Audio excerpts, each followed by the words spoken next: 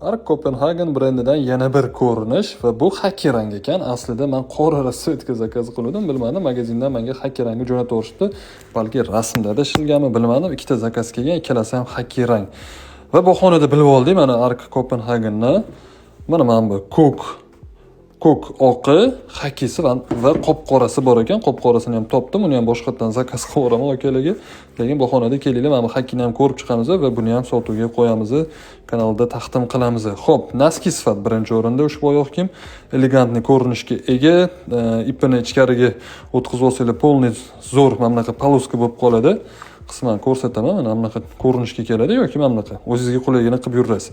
Xo'p, tekstil material, boshqa rasvetkasida aytgandek ozgina plashovka, ya'ni poliester ham his qilyapti qo'l. Buni sababini ham boshqa rangida уже aytdim. Orqalari sal уже qattiqroq, jo'ski emas, ya'ni stoyka qilingani bilinib turibdi. Ya'ni bu yerda уже sal qattiqroq ushlash kerak.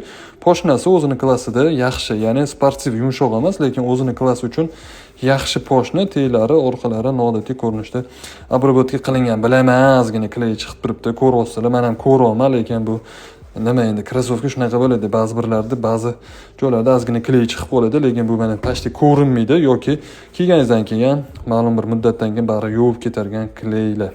Afsuski bor bunaqa narsa, ba'zi bir oyoq kiyimlarda, mana degan brendlarda ham bor bu narsa. Yeezylarda ham bor, Limited, Nike'larda ham bor. Xo'p, Ark logotipi va mana bu ham Ark yozuvlari. Bu rasvetkasi narxi $109. Mana bu rasvetkasi $89 chiqdi. Tavsiya. Oyoq kiyim aytganda yumshoq va tekstil bo'lganiga o'tkazuvchan mayda kelinglar bari chiganim. Tekstili mana xudo xolasa o'tkazish kerak. Mana ko'rishlar mumkin. Xudo xolasa havoni ham yaxshi o'tkazadi, tillari ham mana tekstil. Tavsiya.